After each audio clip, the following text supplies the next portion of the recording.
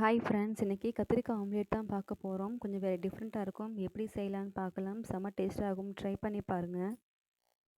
பெரிய வெங்காயத்தை குட்டி குட்டியாக கட் பண்ணியிருக்கேன். அதை தோசைக்கல்லே போட்டு அப்படியே ஃப்ரை பண்ணிடலாம். அதோடு சேர்த்து கத்திரிக்காயும் சின்ன சின்ன கட் பண்ணியிருக்கேன். அதையும் சேர்த்து நல்லா வதக்கிட்டு அதோடு சேர்த்து கொஞ்சோண்டு கரம் மசாலா தூள் சேர்த்து மஞ்சள் தூள் சேர்த்து நல்லா வதக்கி விட்ருங்க. கொஞ்சம் தண்ணியை ஊற்றி விட்டு அந்த தண்ணியிலேயே நல்லா வெந்து ஒரு 5 நிமிஷம் மட்டும் மூடி வைங்களேன். கத்திரிக்காய் நல்லா வெந்து அது நல்லா அப்படியே மசிச்சு விட்றலாம். அதுலேயே அப்படியே நல்லா ஃபுல்லாக நல்லா மசிச்சு விட்ருங்க. கொஞ்சம் இதுலேருந்து எக்ஸ்ட்ரா உப்பு ஆட் பண்ணிக்கோங்க. பார்த்தீங்கன்னா நல்லா வதங்கிருச்சு. இதை தனியாக வேறு பிளேட்டில் மாற்றி வச்சுக்கலாம். இப்போ வந்து முட்டையை மட்டும் எடுத்திருக்கேன். அதில் இந்த வெங்காயம் உப்பு போட்டு அதிலே கலந்து வச்சுருக்கேன். ஆம்லேட்டை ஊற்றிட்டு அதுக்கு மேலே வதக்கி வச்சுருக்க கத்திரிக்காயை ஃபுல்லாக பரப்பி விட்ருங்க. நம்ம கறி தோசைக்கு மாதிரி எப்படி இருக்கும் அதே மாதிரி ஃபுல்லாக பரப்பி விட்ருங்க. மேலாக்க லைட்டாக மட்டும் எண்ணெய் ஊற்றி விடுங்க.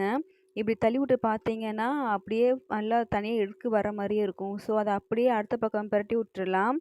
அதெல்லாம் கீழே எல்லாமே சிந்தி போகாது. சூப்பராக ட்ரை பண்ணி பாருங்கள். டேஸ்ட் சூப்பராக இருக்கும். ஓகே ஃப்ரெண்ட்ஸ், வீடியோ பிடிச்சிருந்துச்சுன்னா சப்ஸ்கிரைப் பண்ணிக்கோங்க. தேங்க்யூ.